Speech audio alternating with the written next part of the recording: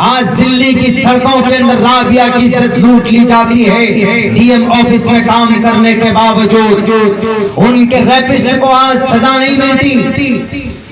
क्या जवाब देंगे आप भारत के संविधान के आर्टिकल 19 को, protection of central rights and personal liberty, हमारी जान की रक्षा करना, हमारी इज्जत की रक्षा करना आपकी जिम्मेदारी है। भारत के इख्तिदार में कुर्सी पर बैठने वालों, नेपाल की सरजमीन से या अब्दुल्ला पूछता है क्या जवाब दोगे?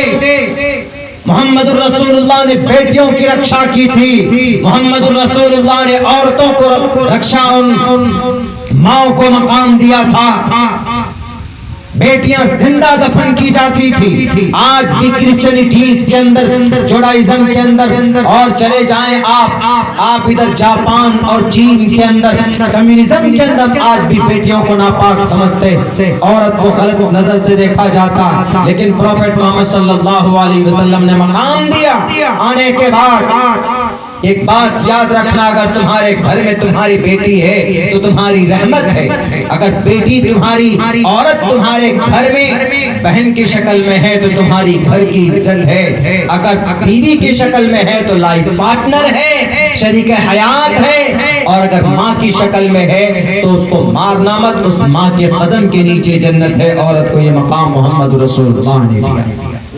बदनाम करते हैं कि प्रॉफेट मोहम्मद सल्लल्लाहु अलैहि वसल्लम जिहाद वाले।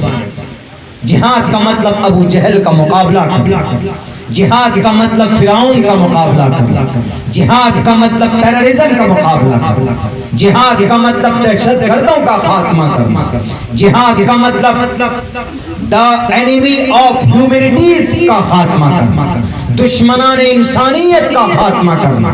जिहाद का यह मतलब होता है, जहां मन में आता है जिहाद तो वहां से जोड़ देते, मन में आया तो जिहाद को लव के साथ जोड़ देते। मैच होने वाली नहीं है, लव जिहाद कर देते।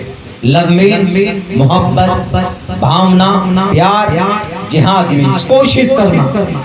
मोहब्बत की जो कोशिश करता है गलत तरीके से, उसको लव जिहाद बोलते। लव जिहाद पे कानून बन जाते, लेकिन यहाँ बेटियों की इज्जत लूटी जाती तो उस पर कोई कानून नहीं बनता। 90 साल गुजर जाते हैं, 50 साल गुजर जाते हैं, इंसाफ नहीं मिलता है।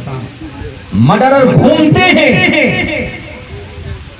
इलाके में हमारे जवान को मारा गया, उसकी नसें काटी गई, उसकी लाश को पोस्टमार्टम करके थाने के अंदर, भारत की बात हम कह रहे हैं, अपने मुल्क के भारत की बात, हमारे पड़ोसी हम जहां रहते हैं वहां उसकी नसें काटी गई। पोस्टमार्टम के बाद पुलिस थाने के बाहर उसकी लाशें पड़ी हुई थी। कोई लीडर नहीं आया, कोई नेता नहीं आया। यहाँ तक के सचिव साहब खड़े हैं, लोगों को समझा रहे हैं कि घर जाइए, लाश को लेकर घर जाइए। हम कह रहे कि भाई FIR कीजिए, FIR लेने के लिए तैयार नहीं। मर्डरर को बचा रहे, रेपिस्टों को बचा रहे, मुजरिमीन को बचा रहे। ऐसा जमाना आ गया। ऐसे वक्त में इंसाफ अगर किसी प्लेटफॉर्म से मिल सकता है वो तो प्रॉफेट मोहम्मद सल्लल्लाहु अलैहि वसल्लम का प्लेटफॉर्म।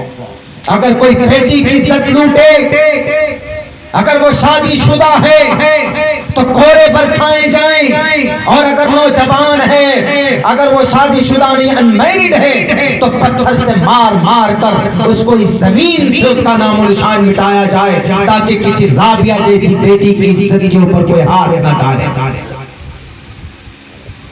यह है शरिया का मतलब। अगर कोई चोरी करता है किसी घर में, मेहनत मशक्कत से कुछ सेविंग करके रखते हैं, तो उसके हाथ काट दिए जाएं। यह है शरिया का मतलब। अगर बेटी की खूबसूरती है तो उसकी खूबसूरती छुपी हुई होनी चाहिए। मीन्स औरत के माने पर्दा। पर्दे का मतलब बेटी को छुपा कर रखें, समाज की औरतें अपनी ज़ेब व ज़ीनत को छुपा कर रखें, इसका मतलब है शरीयत। अगर कोई शराब पीता है तो उसको ये वईद सुनाया जाए कि शराब पीने वाले नौजवानों, तुम सुअर खा कर आ जाओ, सुअर खाने का वबाल तुम पर होगा। लेकिन अगर तुमने शराब पी तो शराब पीने की नहूसत ये है कि शराब पीने की वजह से उसका वबाल 40 घर वाले को भुगतना पड़ता। ये है शरीयत का पैगाम। शरीयत का मतलब ये नहीं कि हाथ में क्लासिंग टोप है, सर पर पगड़ी है। किसी मुल्क में अगर ये तबका अगर वहां पर कब्जा करता है तो आप पूरी शरीयत को बदनाम नहीं कर सकते। शरीयत का मतलब इंसाफ, जिहाद का मतलब तशद्दुद परस्त टेररिज्म से मुकाबला। क्या मोहम्मद रसूलुल्लाह ने नहीं किया? क्या श्री रामचंद्र जी ने टेररिज्म से मुकाबला नहीं किया? श्री कृष्ण जी ने टेररिज्म से मुकाबला नहीं किया? आज जन्माष्टमी है, तारीख भरी पड़ी, दुर्गे माता का नाम दुर्गा क्यों पड़ा? दुर्गम राक्षस के वध करने की वजह से। कौन था दुर्गम? टेररिस्ट था। अंधकासुर का वध करने वाला यही दुर्गे माता काली का अवतार क्यों लेती है?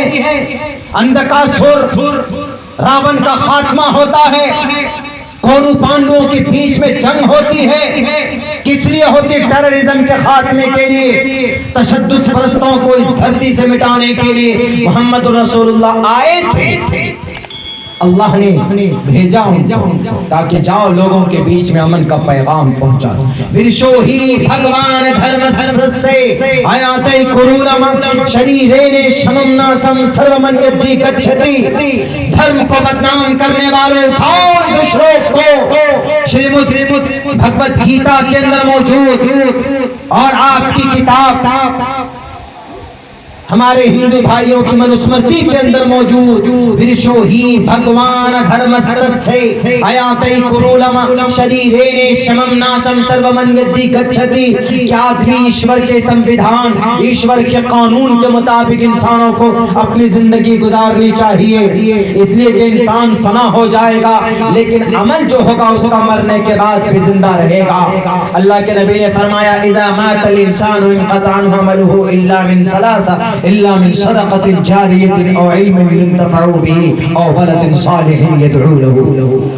अच्छा काम करके जाएगा तो मरने के बाद भी जिंदा होगा। आपने जो ताउन पेश किया है मस्जिद में, मरने के बाद वो जिंदा रहेगा, मरने के बाद भी उसका सवाब आपको मिलता रहेगा। आप अगर कोई मकतब चलाते, मदरसा बनाते, कुआं बनाते, नल लगाते, कोई अच्छा काम करते, अपने बच्चे को पढ़ाते हैं, मरने के बाद भी आपको उसका सवाब पहुंचता रहेगा। मेरे भाइयों, एक तारीख आपके सामने रखना चाहता हूं, उसके बाद फिर मैं कोशिश करूंगा कि अपनी बातें पूरी खत्म हो। वो तारीख ये कुछ लोगों को शुबा होता है।